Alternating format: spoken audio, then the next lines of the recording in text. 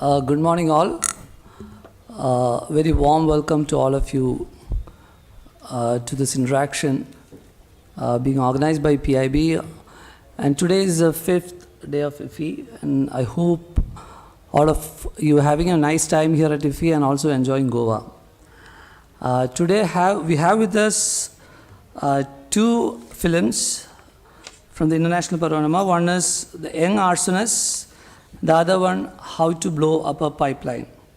From the Young Arsonists team, we have director Sheila Pai and also Agatha Del Zorbo, who has acted in the film, one of the lead actors, and producer.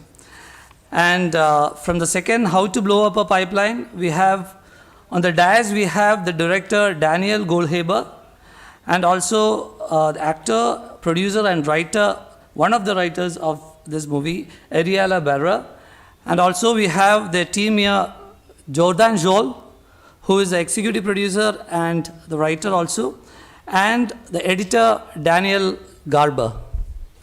A very warm welcome to all of you here. First we'll go to start with the Young Arsonists. So the Young Arsonists, I'll give a brief about this movie. It's set in the 1980s rural Canada, and it portrays the story of a group of girls who form a very intense and obsessive bond while reclaiming an abandoned farmhouse in an isolated farming community. And in the course of the cinema, we see how their relationship with one another is strengthened, and it's tested over the course of the film. So we'll have a short trailer of this, and we'll move on to the next one. Please. Can we switch off the light, please? I fucking love this song!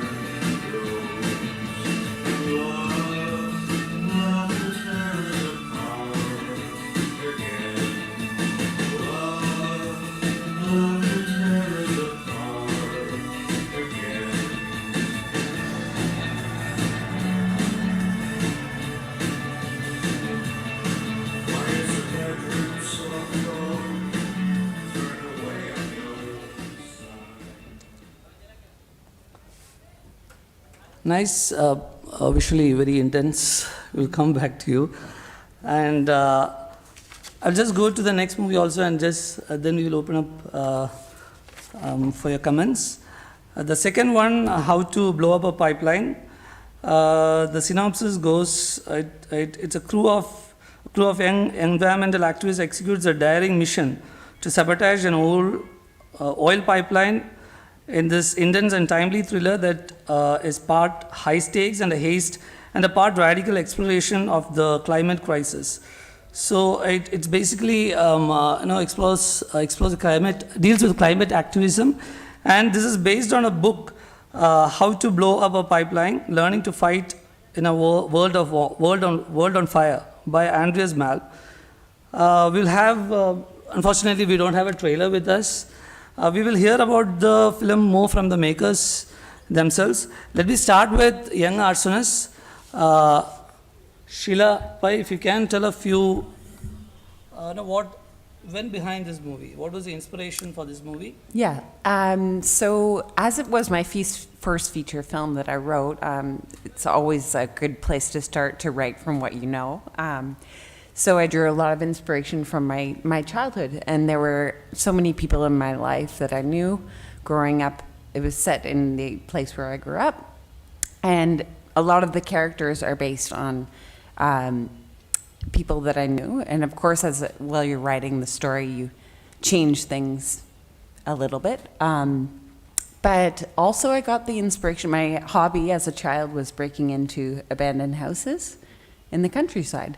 So I would break into these houses and imagine the stories of why these houses became abandoned and go through all the rooms and invent ideas in my head. So really it came from that. Okay. So I think this movie had it had its premiere in TIFF 2022. This in Goa, IFFI 53, it had its Asian premiere. We'll also like to hear from the producer, Agatha Del Zorbo, please.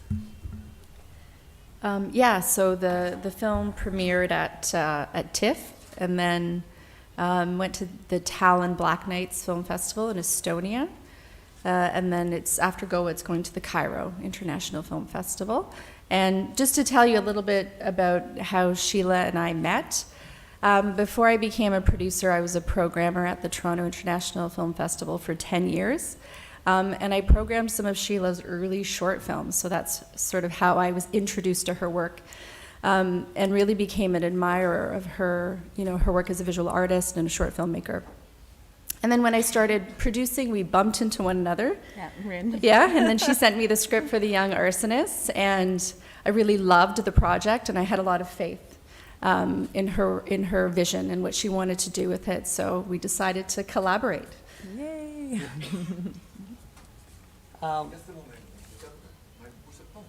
We'll hear from the other two and then we'll open up. It's okay? Right, thank you. Okay, we'll also like to hear from you, Daniel. So why this movie? And climate change is a subject which is being, every day, right from, we hear it from the global level, from the global leaders, and right from a village level, a common man at the village also speaks about climate change. It's becomes a common lexicon in our day-to-day affair. And what inspired you to make this movie on climate activism? Yeah, I mean, there we go. So my parents are climate scientists and have worked in climate research my entire life. So I've actually grown up with kind of the doom of, this kind of impending apocalyptic crisis that is facing humanity. And I think that, I had been looking for a long time for a way into a story about climate change and a story about climate activism. And I had kind of personally always been interested in telling a story of youthful revolution. And the real thing that sparked kind of the film itself was just the book, which is a work of political theory. And the book essentially outlines the fact that, every social justice movement in kind of global history, especially over the last 250 years, has had at least some component of property destruction or sabotage as a cornerstone of its praxis, from everything from American independence to Indian independence to the fall of apartheid in South Africa, has these aspects of kind of it's this notion of the radical flank theory, that you have people who are kind of pushing outside the bounds of the law to kind of force social change.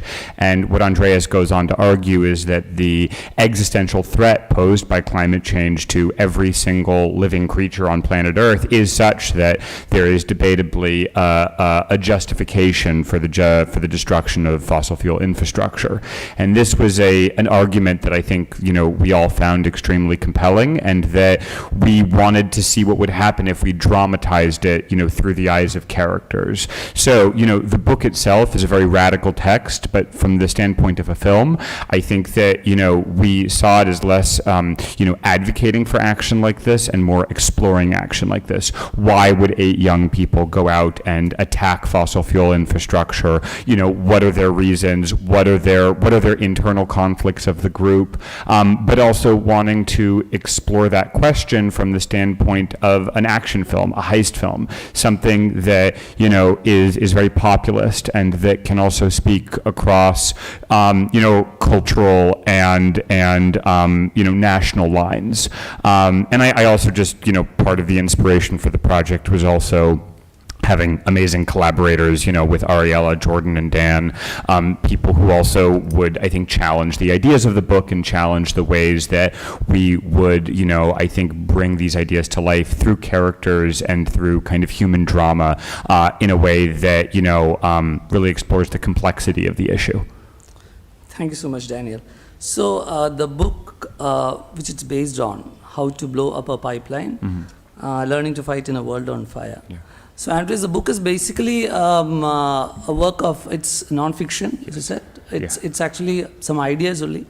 So we had a writers, they must have had a hard time, bringing a work of non-fiction to convert it to a work of fiction and adapt it to a movie.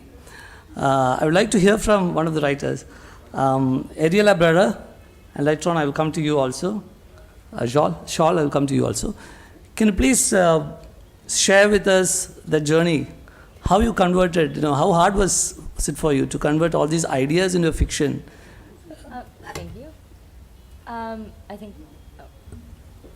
So, when we first read the book, it very immediately sparked exciting conversations between the three of us, and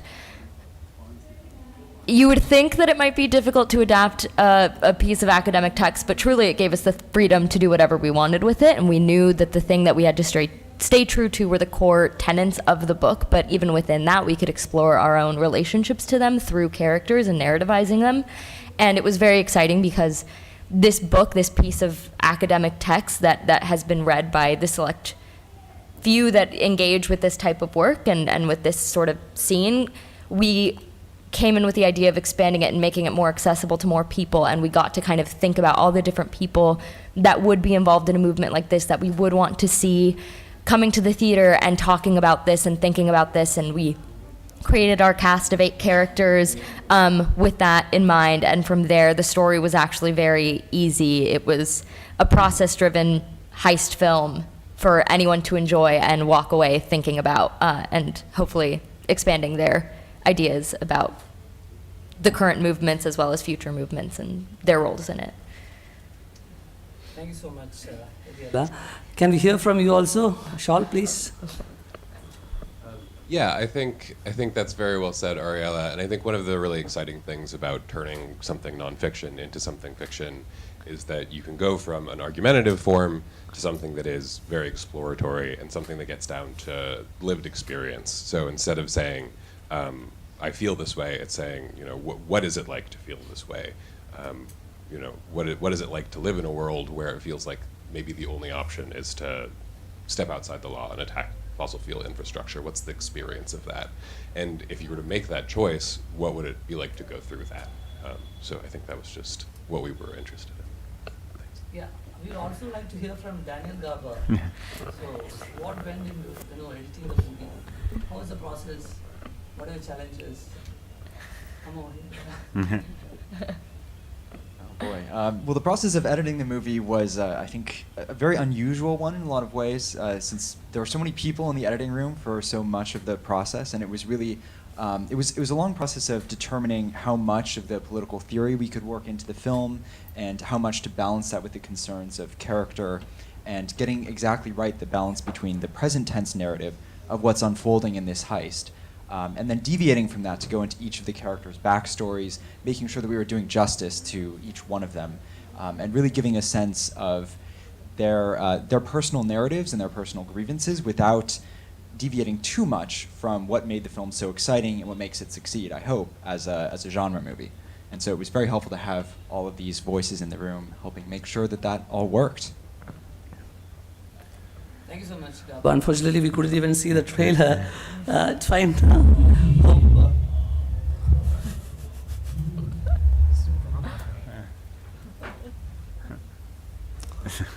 Hope you'll be able to catch the movie soon. One of the screens here. Yeah, and I'll open the floor for questions now. Yes, sir. Please, a question. No, you speak on your mic, please. You have set the film in mid-80s, and also you have selected your characters who belong to not very rich families. Is there any aim behind this intention? As I said, I'm not sure. Now it's on.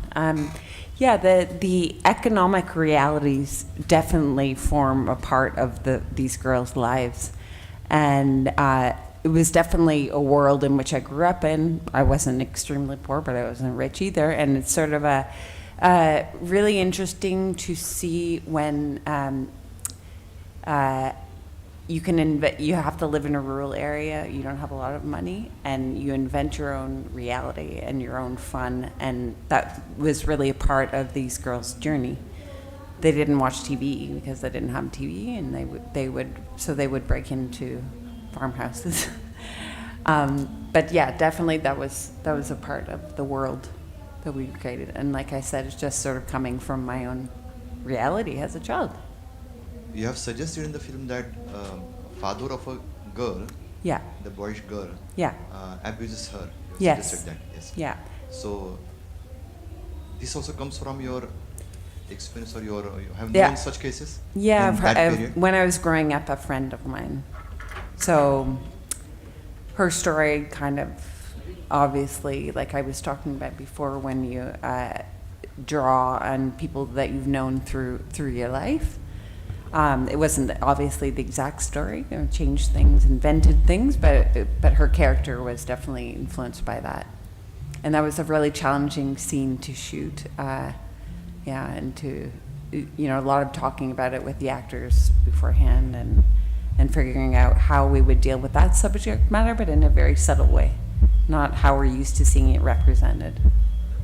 Are these girls have some acting background, film background? Yeah, actually, well, yes and no.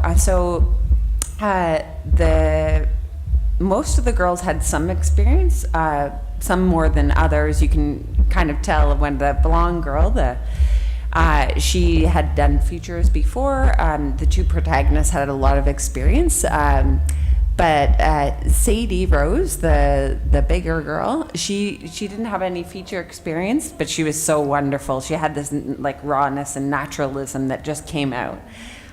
So for them, it was really exciting, especially when we premiered in Toronto, because they could all be there with their families and we could all share that experience together. So it was exciting for them, and I really hope they do well. They're all very talented. Another thing is, you have suggested death of Sir? a boy, that girl's brother. Sorry? Oh, yeah. Yeah, he's wonderful. Perhaps he has committed suicide, or perhaps it was Yeah. accidental death, and Yeah. he receives the letter, etc. etc. Yeah, it was. So why this tragic touch? Yeah, it was very interesting and exciting actually to figure out how I was going to treat a dead character and not make it feel like a fantasy movie or a horror movie or whatever. Just make it really, really tender. And I hope that came across in the film, that you understand that brother-sister bond and that tenderness there. One question for you, sir. Yes.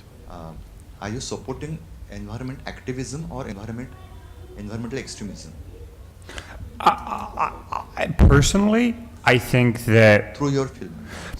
I think the film is not really intending to support either. I think it's really intending to explore the question of environmental extremism. So I think it's more about, I think, trying to understand why somebody might engage in environmental extremism, while also understanding, and trying to be frank about the consequences of environmental extremism, both for the characters, but also for the larger world. I think it's one of the things about climate change that is so complicated, is that it's there's no easy answer. There's no magic bullet. There's no immediate solution for anybody.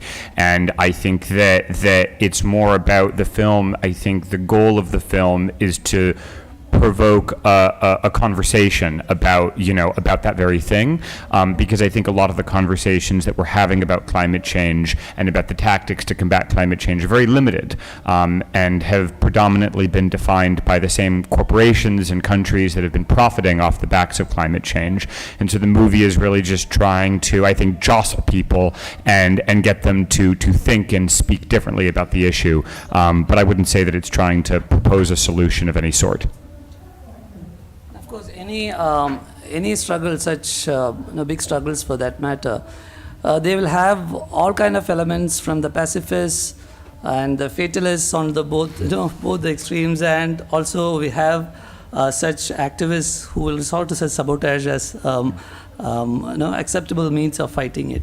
So they all will together probably win this activism for us. Will bring the change.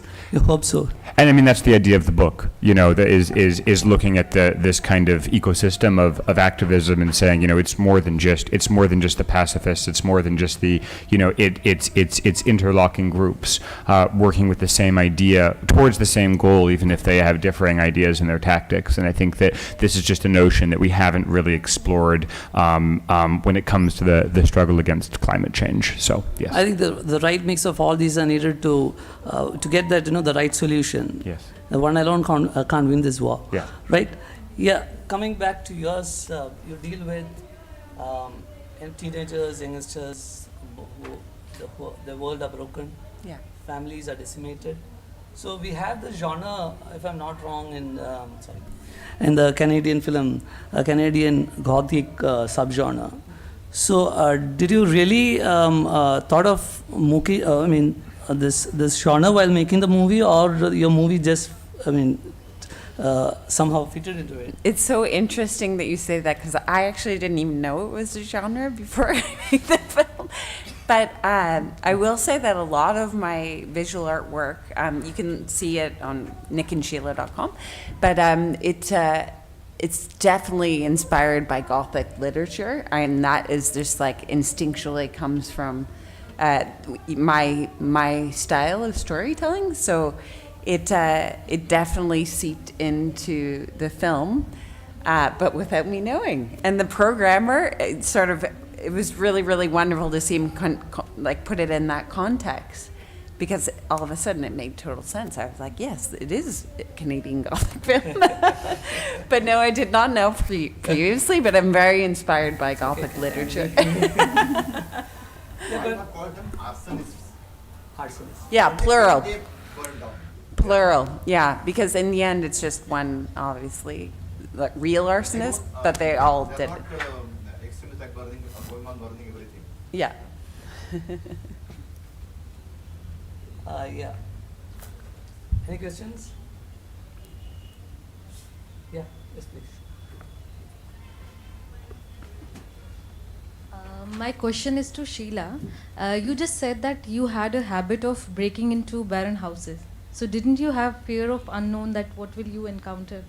Like, I can't imagine myself doing that. So. No, it actually was the opposite. I liked having that feeling of fear a little bit, but also excitement and wonder, exploring stuff. So they were all, I made sure they were all in really isolated places.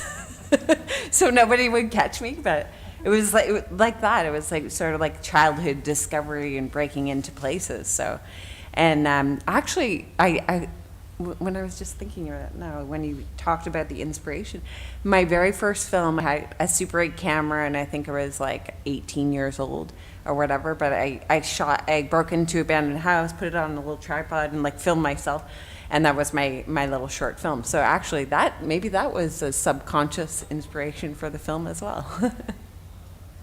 But it's fun, I recommend it, you should try it.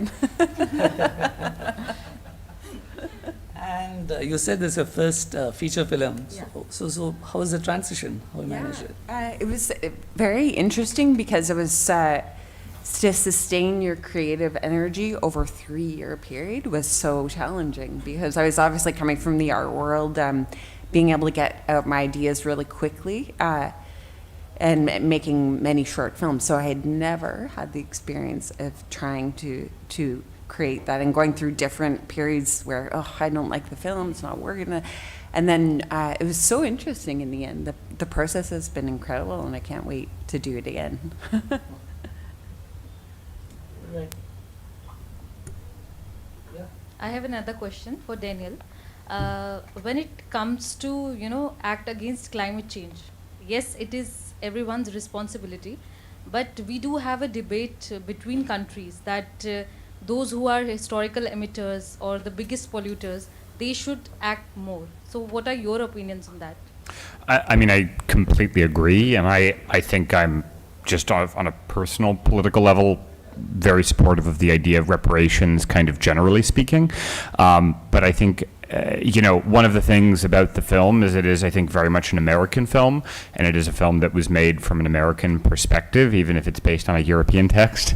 And I think that's part of the idea, is that, I think that the United States especially is in a position to, we could reform our energy infrastructure if there was a desire, and that has been true the last 20 years. And so I think that the notion of a radical act like this taking place in the United States is also a question of, how do you break the stranglehold that corporate interests have over our national conversation, our national debate, our economy, when the consequences of our energy consumption and our energy use aren't even immediately being felt by us. They are being felt by places, on the other side of the planet.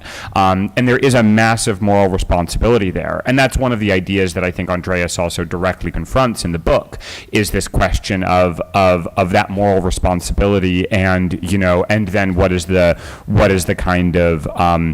the potential justifications for attacking, again, in particular, energy and fossil fuel infrastructure in, the United States and Western Europe. So I completely agree with what you're saying, and I think it's one of the interesting things showing the movie in Asia and showing the movie, generally speaking, globally. I think the response is also very different, because I think that global relationships to oil in different parts of the world are also very different. So I think that, I appreciate the movie being seen as like an American film that is specifically talking about American infrastructure as well. By the way, How to Blow Up a Pipeline also had its world premiere at TIFF 2022, and here they're having the Asian premiere. Daniel, this is your second movie, and your first movie was also something related to activism. What was it? My first film was called Cam. It was like a psychological thriller about a cam girl whose identity is stolen. So there was, to some extent, a political component to the movie, only because it was a movie that was, about sex work, but it was written by a former sex worker and very much told from the perspective of a sex worker, which is something that is very uncharacteristic in especially, mainstream film when it comes to movies about sex workers. But there wasn't really necessarily an activist component to the movie. I mean, this is, I think, a significantly more overtly political film than that movie was, but I think both films are interested in using genre to talk about politics. But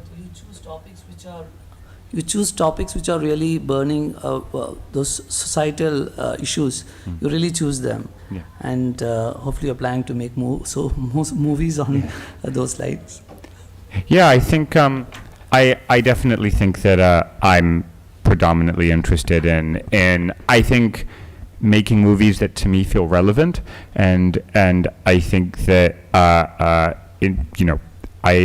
think as somebody who is a fairly political person, that tends to be, I think things that are maybe on the fringes of a social debate, but I'm also interested in, I think, trying to maybe explore maybe somewhat less explicitly political film as well, trying to figure that out for what's next.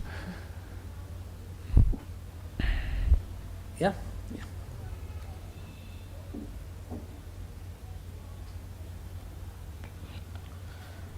My question is to Sheila Pai. What actually is the message that you are trying to convey through the film? That I didn't see the film, but I read in some reviews that it basically says that there is no escape from the burdens of this world. There are two girls. One is trying to escape from her grief. The other one trying to escape from her abusing father. But in the end, that conflict continues. And is it not ending in a hopeful note? Don't you think that the world need a bit more optimism or hope? Yeah. I hear you, but it's not exactly the opposite. But when I thought about the main visual metaphor in this film, fire, I didn't think of fire as a destructive element. I thought it as an element to purify. So in the end, when she burns down the house, with the body inside it, it's not a negative thing. I saw it as a very positive thing that she finally found her freedom and faced her reality and is ready to move on. So by her burning down that house, it really, really was something for me very positive.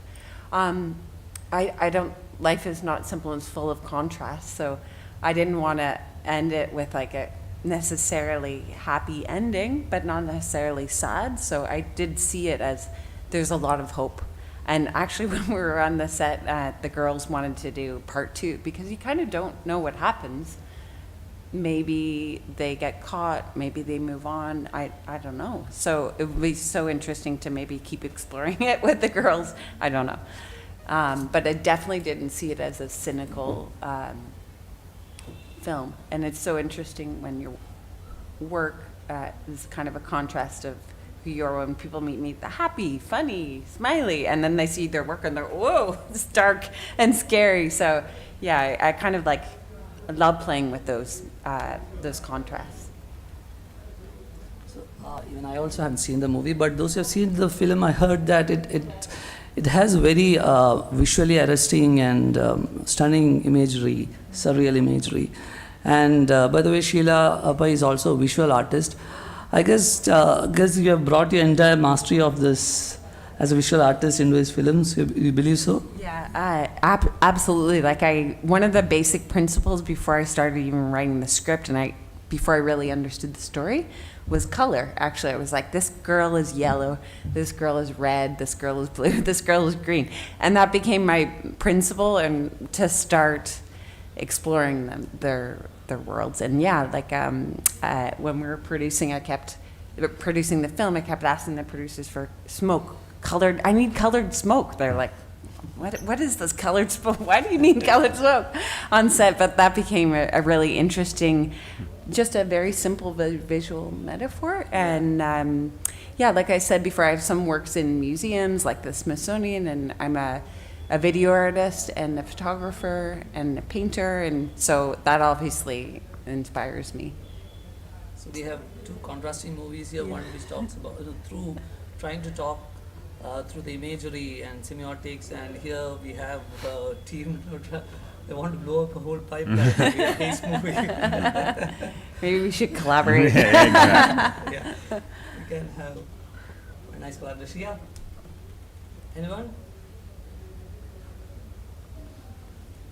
Oh, I had one really quick question for Yeah. Daniel. Has the author of the book seen the film, and Oh, what yeah, were his he- reactions? He likes it a lot. I mean, he was involved in the process from the beginning, and you know, I think he was also very aware from the beginning that the movie would be, I think, fundamentally different from the book. But I think from his standpoint, he also understands very clearly the way that, you know, the way that popular art and popular film can foster conversations in ways that an academic text cannot. And I think that that was something that was always very exciting to him. And so he has a little cameo in the movie too. He came out to set. Yeah, and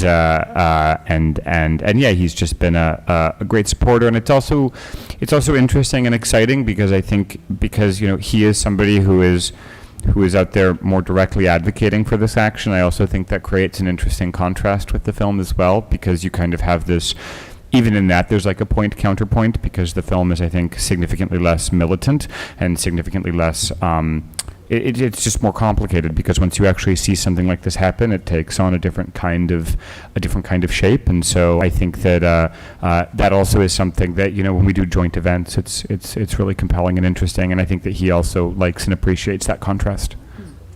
So Ariella and Sjol, you also did you work with the writer also while making the script and while converting it in the non-fiction to fiction genre? You worked with Andreas Mamsol? Yeah, Andreas was totally involved throughout the process. When we first met with him, he connected us to just cool people to talk to who were out in the activist world, who were organizing publicly, and he kind of kickstarted our research for us in that sense, and was just a great person to consult with throughout and he came to set and hung out when we shot. So he was, right from fiction to non-fiction scripting, every stage, and even the making of the film, he was involved throughout making of the movie. Yeah, he was Right. pretty consistently involved. Yeah. Yeah, it must have been a great feeling for him, you know. In fact, we have a segment also here in IFFI this time called Book 2 Box Office. I mean, it perfectly matches, you know, it's a perfect sample of that one. And if we don't have any more questions, yeah.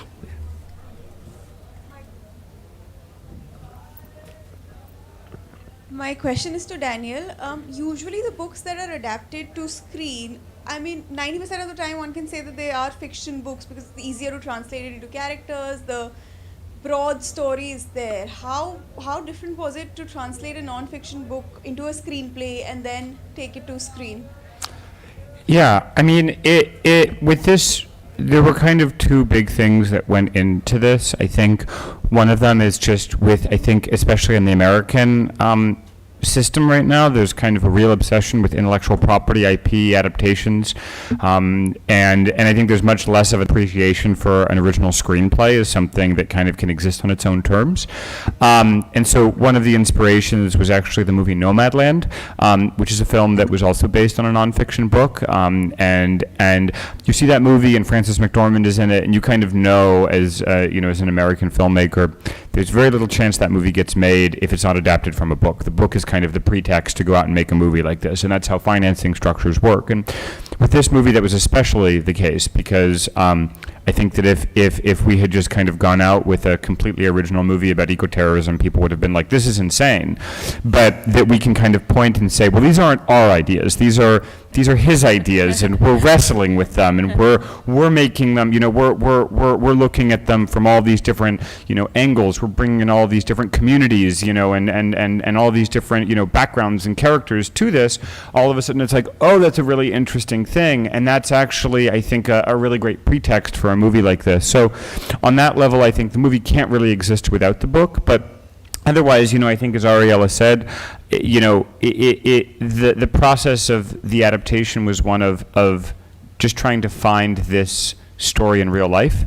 And so Ariella in particular brought a number of cultural consultants and collaborators onto the project. And I think that once we kind of went out and figured out who in the world might actually do something like this and what those motivations might be, then the story and the drama arises very very naturally from that. And I think the other thing that I would maybe say is that for my process in particular, but it's the process that is also I've developed working with Ariella and Jordan and Daniel over the last many years, is a process that's also very much rooted in kind of taking very concrete ideas and figuring out how to dramatize them. And so, I think that one of the things about this movie that was great is, with other films, sometimes it's a very long process to figure out what the ideas of the movie even are. You have a feeling, you have a notion, you have an image, and then you start interrogating, what is the actual idea here? What is the message? What is the movie saying? What is the movie not saying? But with this, it was great because somebody handed us our argument, and then it was just a matter of trying to figure out how to bring that argument to life. And so it was almost like the first part of the development had been done for us, and that was something that was, I think, as Ariella said, extremely liberating.